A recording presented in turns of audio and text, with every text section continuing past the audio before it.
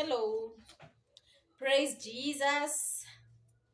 Uh, Thank you for watching again. Thank you for subscribing. Thank you for all the views. Thank you. I'm just humbled because of you. Nanyenyekea tu kwa sababu yenu. And today my topic is my concern himizo ambalo niko nalo. It is just I know it won't go well with so many people, especially the church. It won't go well with certain believers, but we are here to encourage one another, and we are here to call a spade a spade. We are here to call a spoon a spoon. We are just here to talk the truth.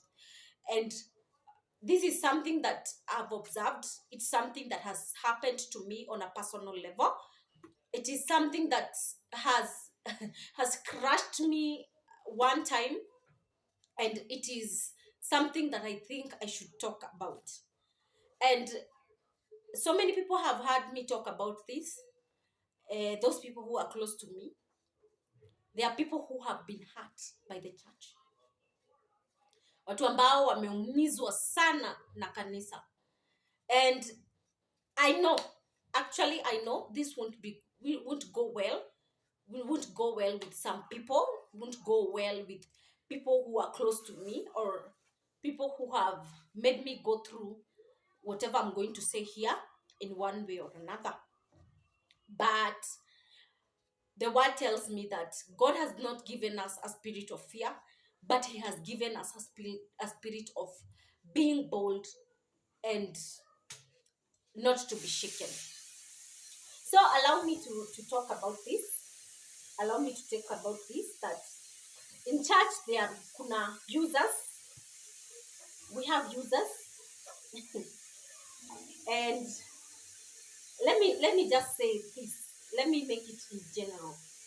Like kwa kanisa kuna three type of people. No, four type of people.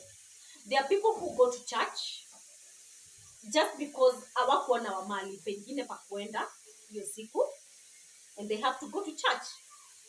And hii type ya mtu ni yule mtu mwenye amelelewa kanisani, amekuwa kanisani, hajawahi pata encounter na Mungu, so ako hapo tu because it's an obligation or it's a must do thing. And then kuna this person, the second person, ameenda tu aonekane. Huyu mtu ni mtu mwenye ukimuuliza whatever that is going on in church, huyu mtu atakuwa the first person kukuambia. And they are also frustrators. This second person will frustrate you because atakuletea mambo yenye ina happen kanisa, and then akienda huko nje atanish your name. And then there is the third person. Huyu ako tu ameenda tu kanisa kuumiza roho za watu, ako tu, na sometimes anafanya hiyo kitu deliberately. So, and then there is kuna this other, the fourth person, who is the user. They are there to just use you. They are there to use you. They are there to use you kwa sababu wamejua chenye uko nacho kwa moyo wako, or whatever gift that God has given you. And then there is this fifth person. Ako hapo tu, anataka tu kujuana na Mungu. Anataka tu kujua tu vile Mungu anafanyanga mambo. Kuna this fifth person mwenye hananga mambo mingi, anataka tu kujua na kusikia vile Mungu anasema. Ameenda tu hapo worship, to have an encounter with God. But now this fifth person ambaye akona so many things, akona gifts, akona so many things, ayuko hapo kutumika, ayuko hapo because of leadership, ayuko hapo because of so many things, ako hapo tu atafute hiyo encounter na Mungu. And the funniest part, or the most frustrating part, I have gotten so many people who have been there telling me Winnie, aki nimekuwa frustrated kwa church, ndio maana siedangi church. Like there was one time I went through a process in church, and instead of pulling me closer to God, it actually drifted me away from God. Now wakati ili drift away from God, it was kind of, I never wanted to associate with anybody in church. I was that person who was always cautious, like sitaki mtu anikaribie when it comes to church, because I was so hurt to the extent like singekubali kuachilia. And then let me talk about these 5 people. Okay, maybe I will be able to mention a few because of time. And let me mention about users. Users are those people who are in church, who benefit from you, who actually benefit from you, who watu wenye wanataka audience, but wanataka audience kupitia wewe na kupitia kipawa yenye Mungu amekupatia. And allow me to read Acts 16 verses Acts 16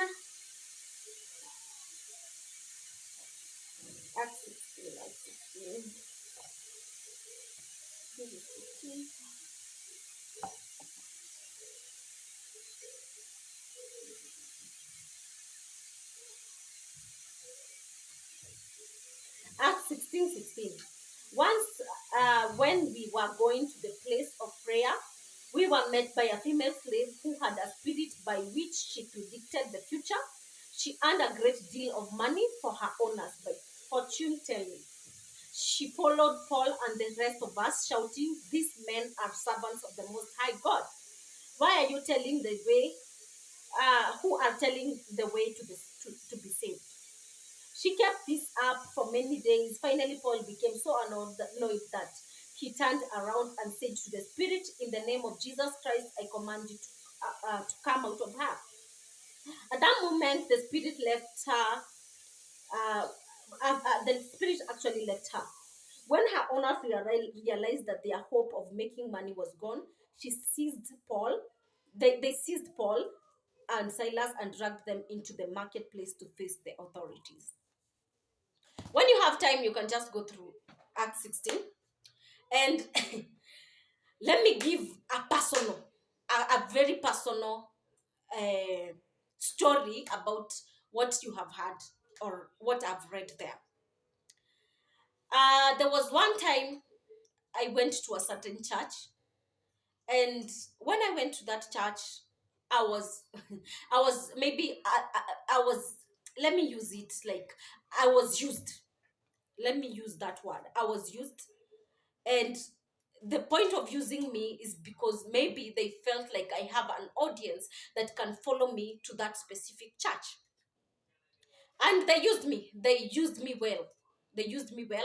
And when one day I realized like nimekuwa a pawn, and people are just using me and for their own benefit, not for my own benefit, not for my own spiritual growth, but for them to benefit through the gift that God has given me, for them to benefit through maybe whatever that God has kept in me. And siku moja tu I realized, and me realizing ni kusema I went through the hurt, I went through the rejection of the church, I went through so many things in that specific church. I cried a lot, tears of ile yenye huwezi kuicontrol, they just come out. That is a whole lot. That is actually a story. That is just a story for another day. But what am I saying? Users are there in church. Users are there everywhere. Like everywhere, users wako. Then they are there to use you. They are there to use what God has kept in your heart. And I always tell people, kama wewe uko gifted in one way or another, don't give way to users. Yes, gift yako ipeane ama do what God is calling you to do, but don't let people use you. Don't let people use you. Don't let these 4 types of people wakuje kwa maisha yako and then they destroy you. Because these 4 people, they're just there to destroy you. These 4 people awanangi anything good, and they will never show you like unahitajika mahali or somewhere. But what they will show you that you don't have a meaning of your life. You don't know yourself. You're just discovering yourself. And these four people will be there to use you. They'll be there. Kuna wale watu wanarashingi, and then they open up, wanakwambia I'm going through this and this and this, and before you realize it, washakuharibia mambo. And me, up to date, the church that mimi ushiriki hadi sai, I am afraid na kuanga na I'm very cautious when mtu anakuja kukimbia sana kuopen roho yake sana. Yani nakuanga very cautious because the same people, sina shida na mtu akikuja open roho yake. I don't have a problem with that. But kuna those people that they just want to open up for you to open to them, and when you open to them, wakishajua tu maybe your strength and your weaknesses, I'm telling you the truth, they will crush you. They will just crush you. So what am I saying? Who are you? Are you used? Are you just used, or you are a user? Or when the ule mtu mwenye unakuja tu church Sunday kukuja kuonekana vile umevaa kanisa? Have you ever been frustrated in church? Like, have you ever been frustrated in church? What are these things that you went through in church that zikakutuma ufikiria like I can't anymore, like I won't go to church anymore? And there are so many people who tell me like, mi nilienda church, I didn't know kuna kuanga na watu kama hawa, I didn't know that kuna watu wako hivi, kuna watu wako hivi, kuna watu wako hivi. But the moment I realized like why I go to church is for me to be the offering, it's for me to be the sacrifice, it's for me to burn for Christ. Like me, I go to church not because others are going, not because it's as a weekly routine and I should go by the end of the week, I should go to church to worship. No, I go to church because I am the sacrifice. I am the sacrifice. Hawa watu wengine, the naysayers, the wale watu wenye wanatakanga kuonekana wao ndio top rank, I don't give them audience. Like mi siwapeangi chance kwa maisha yangu. If you're there to mock me, if you're there to drag me back when it comes to spiritual life, I just place you kwa kakona and I tell you, you know what? I came here to serve God. I came here to worship God. I came here to have an encounter with my maker. But hizo vitu zingine unaniletea, like I put them aside. And I've known how to deal with these people. Like I don't talk to them anyhow. I just choose words. I choose for them words to talk. Because the moment unaanza kuongea maybe mambo mingi na watu wa kanisa, maybe about leadership, about anything that is happening to church, that is where you get frustrated, because ile kitu wanatakanga wakufanyie kwa maisha yako, they will do it and they will just sweep you away from the church. The church is not bad. But why do we go to church in the first place? We go to church for us to have an encounter with God, for us to be the sacrifice. Like we have to burn for Christ. Tuliumbwa ili tumuabudu. Why should we worship him? We should worship him with our bodies, because our bodies is his temple, and God can do anything that he wants to do with his temple. So the rest, the naysayers, the Pharisees, the whoever, don't let them come in between your way. And that is what I didn't know when nilika almost a year without going to church, because I was so hurt. I felt like I cannot move with this pace. I cannot move with fellow believers. Like it was so hard. Today, some people come to me and they tell me, you know what, I went through this and this and this and this in church. The people that I thought were brethren, the people that I thought I could run to when I have problems, they are the ones who tore my heart apart. And I'm like, yes, it happens. Because si kila mtu anaenda kanisa, anaenda na motive yenye wewe uko nayo.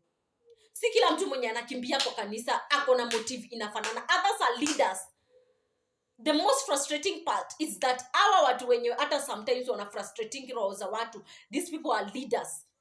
These people are wako na karank kwa kanisa, and those are the people who will watakuona uko chini kabisa. Like, actually, let me use that word. I don't tolerate such. I don't tolerate such. And that's why me, I'm not a share person. Even when it comes to church, I deal with my own problems alone. Because the moment mtu ashajua where una go through this and this, that is where chuki inatokanga, mockery inatokanga, because wanajua, they already know your weaknesses, they already know what you are struggling with. And the moment people will know what you are struggling with, watatoka kunja wa kwanza kukuanika. So if you went to church and you got frustrated, maybe one time I will just have that one section of talking about this heart, the whatever, what I've gone through over the years. And I will tell you that even a person who was so close to me made me quit church like kabisa. But now I go. The moment I realize that I am the sacrifice, I am who should burn for Christ, and nisiangalie who is watching and who is nini ina happen around me. That is when ilienda vizuri na mimi. And I don't think kama kuna anything that can make me not to go to church. Sijui kama kuna anything that inaweza tuma nisikue church goer. I don't think there is anything. I just closed that door of being hurt. I just closed that door of feeling like sifai kwa church. I closed that door. I closed the door of users. I really closed that door of users. You cannot use me. Like, no one can use me when it comes to my gifts. I know when to talk. I know when to preach, and I know when to lead, and I know when not to lead. That is me. And actually, don't be hurt again. Usikue hurt tena juu ya kanisa. Go back to church. But this time around, when you go to church, usiende ukiwa like umeenda ku expect angels in church, because you won't find angels in church. What you will find, you will maybe find people of the same heart of you like yours, but you'll also find people who will be there to drag you down in your salvation. You will have people who will question your salvation in church, because actually the people who question your salvation in church, they are those people who are like kwa sababu umekataa wakutumie. So usikose kwenda church. Don't just start going to church if you are not going to church. If maybe mtu alituma usikie like salvation si ya maana, usikatai kwenda church. Just be going to church. Go there at the sacrifice. Don't go there for people to notice your presence. No, go there for you to worship God and for you to be the sacrifice and burn for this Jesus. But don't let users ni wale watu wenye they will use you, dump you, and still remain in that church. Wakati wewe umekuwa hurt and whatever, people will use you, people will go away from you, and that is life. So as you go to church, enda kwa church ukijua like I'm going to church to be the sacrifice, not the other way around. So that has helped me a lot. Na Mungu akinisaidia one day maybe over years zikikuja, because I don't want people to say, oh, we need to start tarnishing my name, we need doing this. No, but I just want you to know, go to church, go back to church, but this time round, don't go to church okay unaangalia anybody ukiwa like unataka kuonekana. Go to church, go worship, and then after church chukua chenye umechukua, because the fellowship of the brethren is very important. And without that fellowship, actually, I don't think vitu zinaweza move so fast. So we go back to church. You know the importance of the fellowship of the brethren. The same people who are there to use you. Mkishikana mikono, and then you uko na faith na una believe, vitu zako zinakuwa sawa. So remain blessed. Hope the video has helped you. And just go to church. Usikae kwa nyumba Sunday. If you are a Seventh Day, don't usikatai kuenda kanisa. Go to church. Go hear what God is saying and what God is telling you. Be blessed. Remember to subscribe to this video. Let's go to, I think we are 26 subscribers. Let us reach to 50 subscribers. And I know God will actually bless you. Stay blessed.